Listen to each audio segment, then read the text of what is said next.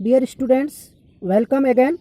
Now I am going to discuss the block diagram of cathode ray oscilloscope. Block diagram of cathode ray oscilloscope. This is the block diagram of cathode ray oscilloscope. Okay guys, as discussed earlier that the central part or heart of the CRO is the CRT. Okay guys, now there are various parts of or various blocks of cathode ray oscilloscope. The first part is the vertical amplifier. After that, this is the delay line, and this is trigger circuit, this is time base generator, and this is horizontal amplifier, and the central part is the cathode ray tube having a phosphorus screen. Now the first part already written in the next page, but I am going to discuss the working of all the parts using this block diagram only. Okay guys, so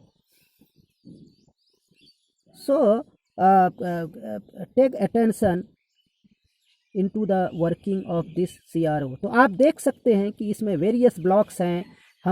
आप बिल्कुल ध्यान से सुनिए, मैं सभी blocks और सभी parts का मैं वर्किंग बता रहा हूँ CRO का. तो आप देख सकते हैं कि जो सबसे पहला पार्ट है वो है वर्टिकल एम्पलीफायर. बेसिकली इसको वर्टिकल एम्पलीफायर इसलिए कहते हैं क्योंकि इसका जो आउटपुट फाइनली जाएगा वो जाएगा वर्टिकल प्लेट्स पे, और जो भी इनपुट, पहले भी मैं बताया हूं कि जो भी इनपुट सिग्नल होगा जिसको मेजर करना है वो जाएगा वर्टिकल प्लेट से. तो अगर इनपुट सिग्नल वर्टिकल प्लेट पे दिया जाता है और अगर ये सिग्नल वीक होता है तो वर्टिकल एम्पलीफायर उसे एम्पलीफाई करता है ताकि आप इजीली उसे स्क्रीन पे देख सकें और उसकी वैल्यूज़ को आप मेजर कर सकें. ओके गाइज, इसके बाद ये जो वर्टिकल एम्पलीफायर है इसका आउटपुट डिले लाइन पे जाता है. अब आप देख सकते हैं कि यहाँ पे डिले लाइन क्यों लगाया गया. डिले लाइन का बेसिकली जो वर्किंग होता है वो डिले प्रोवाइड करता है. क्यों डिले प्रोवाइड करता है? क्योंकि देखिए अभी अगर ये डिले लाइन नहीं प्रोवाइड होगा तो ये input signal direct vertical plates पे जाएगा और वर्टिकल डिफ्लेक्शन दे देगा, जबकि हॉरिजॉन्टल डिफ्लेक्शन के लिए अभी सिग्नल हॉरिजॉन्टल प्लेट्स पे नहीं पहुंचा है. क्योंकि कोई भी इनपुट होगा तो किसी भी इनपुट सिग्नल के, क्योंकि इनपुट सिग्नल एनालॉग सिग्नल होता है और हर एक एनालॉग सिग्नल के हर एक इंस्टेंट पे उसकी वैल्यू चेंज होती है, वाई पैरामीटर भी चेंज होता है और एक्स एक्सिस यानी टाइम पैरामीटर भी चेंज होता है.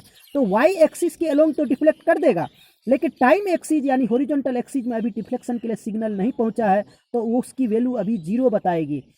वो तभी दोनों वैल्यू को तभी बता पाएगी जब दोनों डिफ्लेक्शन का सिग्नल साइमल्टेनियसली पहुंचे. इसका मतलब है कि delay line establish the synchronisation between the vertical and horizontal deflection plates which provide the delay.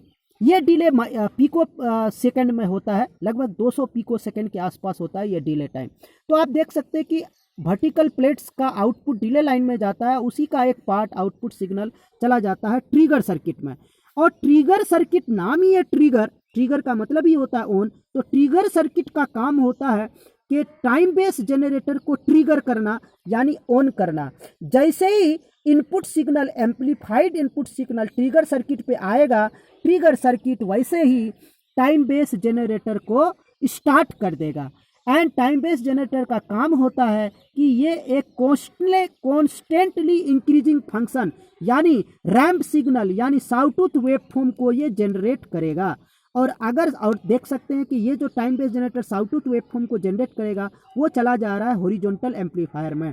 क्यों हॉरिजॉन्टल एम्पलीफायर कहते हैं इसे? क्योंकि इसका आउटपुट जाएगा हॉरिजॉन्टल डिफ्लेक्शन प्लेट्स पे, इसीलिए इसका नाम है हॉरिजॉन्टल एम्पलीफायर. तो हॉरिजॉन्टल एम्पलीफायर का काम होता है कि अगर ये जो साउटूथ वेवफॉर्म है इसके स्ट्रेंथ कम है, ये वीक है, तो इसे एम्पलीफाई करना और इसका आउटपुट चला जाता है कहाँ पे?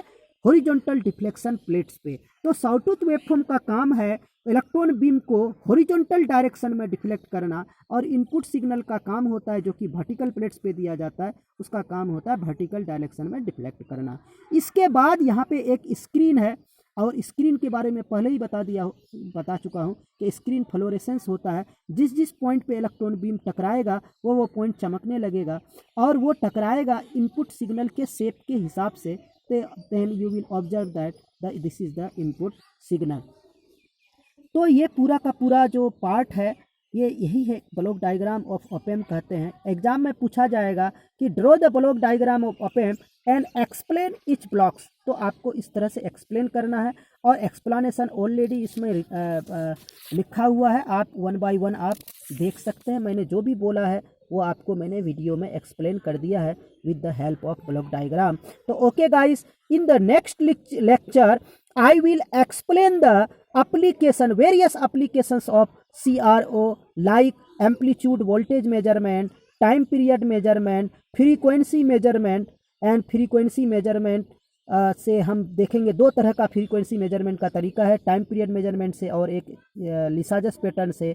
उसके बाद phase oblique phase difference measurement, phase difference और फेज डिफरेंस मेजरमेंट भी टाइम पीरियड मेजरमेंट से है और लिसाजस पैटर्न से है। उसके बाद देखेंगे करेंट मेजरमेंट। तो guys, in the next video we will discuss the application of CRO।